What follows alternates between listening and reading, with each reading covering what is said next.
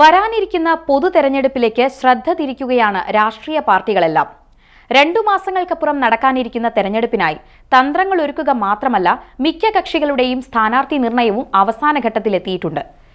തെരഞ്ഞെടുപ്പ് പ്രഖ്യാപനം വരുന്നതോടെ സ്ഥാനാർത്ഥികളെ രംഗത്തിറക്കി മേൽക്കൈ നേടാനാണ് ഏവരുടെയും ശ്രമം.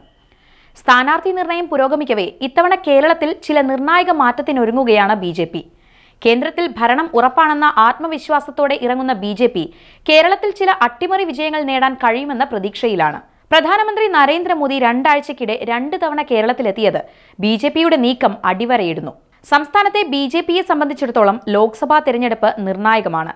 നിയമസഭാ തെരഞ്ഞെടുപ്പിലും ഉപതെരഞ്ഞെടുപ്പുകളിലുമെല്ലാം കേരളത്തിൽ വമ്പൻ തോൽവി ഏറ്റുവാങ്ങിയ ഇന്ത്യ ഭരിക്കുന്ന പാർട്ടിക്ക് തലയുയർത്തി നിൽക്കാനുള്ള പിടിവള്ളിയാണ് ലോക്സഭാ തെരഞ്ഞെടുപ്പ്. മികച്ച ഒരു പ്രകടനമുണ്ടായാൽ അത് അടുത്ത നിയമസഭാ തെരഞ്ഞെടുപ്പിൽ ആത്മവിശ്വാസമേകും. ഭൂരിഭാഗം സീറ്റിലും തോൽക്കുമെന്ന് ഉറപ്പാണെങ്കിലും ശക്തമായ മത്സരം കാഴ്ചവെക്കാനും ഇടതു വലതു മുന്നണികളുടെ ഫലം തീരുമാനിക്കാൻ കെൽപ്പുള്ള ശക്തിയായി മാറാനുമാണ് BJPയുടെ ശ്രമം. ജയപ്രതീക്ഷയുള്ള തിരുവനന്തപുരം, തൃശൂർ എന്നീ മണ്ഡലങ്ങളിൽ കൂടുതൽ ശ്രദ്ധ ചെലുത്തുകയും മറ്റ് സീറ്റുകളിൽ പരമാവധി വോട്ടുറപ്പിക്കാനുമായുള്ള തന്ത്രങ്ങളാകും BJP പയറ്റുക. ജനപിന്തുണയുള്ള സ്ഥാനാർത്ഥികളെ നിർത്തിയാൽ രാഷ്ട്രീയത്തിന് അതീതമായ വോട്ടുകൾ നേടാൻ കഴിയും എന്നതിനപ്പുറം തൊട്ടുകൂടാ പാർട്ടി എന്ന ലേബൽ മാറ്റാനും സാധിക്കും.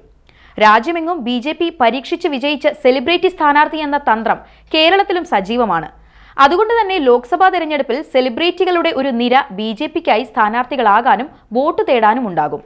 BJP നേതാവും നടനുമായ സുരേഷ് ഗോപി തൃശൂർ സീറ്റ് ഉറപ്പിക്കുമ്പോൾ നടൻ കൃഷ്ണകുമാർ, ഉണ്ണി മുകുന്ദൻ, സംവിധായകൻ മേജർ രവി, ഗായിക KS ചിത്ര, നടി ശോഭന തുടങ്ങിയവരുടെ പേരുകളും പറഞ്ഞു കേൾക്കുന്നുണ്ട്.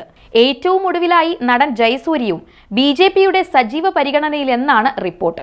മാസങ്ങൾക്ക് മുൻപ് സംസ്ഥാന രാഷ്ട്രീയത്തെ പിടിച്ചുകുലുക്കിയ വിവാദത്തിന് തിരികൊളുത്തിയ വ്യക്തി എന്ന നിലയിൽ ജയസൂര്യയുടെ വരവിന് ഏറെ പ്രാധാന്യമുണ്ടാകും. കർഷകർക്ക് തങ്ങളുടെ വിളകൾക്ക് യഥാസമയം പണം ലഭിക്കുന്നില്ലെന്ന കാര്യം സർക്കാരിന്റെ ശ്രദ്ധയിൽ കൊണ്ടുവരാനും അത് സംസ്ഥാനമെങ്ങും ചർച്ച ചെയ്യപ്പെടാൻ ഇടയാക്കിയതും ജയസൂര്യയാണ്. ജയസൂര്യയുടെ സുഹൃത്തും നടനുമായ കൃഷ്ണപ്രസാദാണ് താരത്തോട് നെൽ കർഷകർക്ക് പണം ലഭിച്ചില്ലെന്ന് അറിയിച്ചത്. കൃഷിമന്ത്രി P. പ്രസാദിനെ വേദിയിലിരുത്തി ജയസൂര്യ ഇക്കാര്യം തുറന്നു പറഞ്ഞത് സംസ്ഥാനത്ത് ഏറെ ചർച്ച ചെയ്യപ്പെട്ടിരുന്നു. ഇത് സംസ്ഥാന സർക്കാരിന് കടുത്ത സമ്മർദ്ദമുണ്ടാക്കുകയും ചെയ്തു. ജയസൂര്യയുടെ ഇടപെടൽ കർഷകർക്ക് തുണയായെന്ന് മാത്രമല്ല, പുതുപ്പള്ളി ഉപതെരഞ്ഞെടുപ്പിൽ ഇടതുമുന്നണിയുടെ തോൽവി കനത്തതാക്കാനും ഇത് ഇടയാക്കി.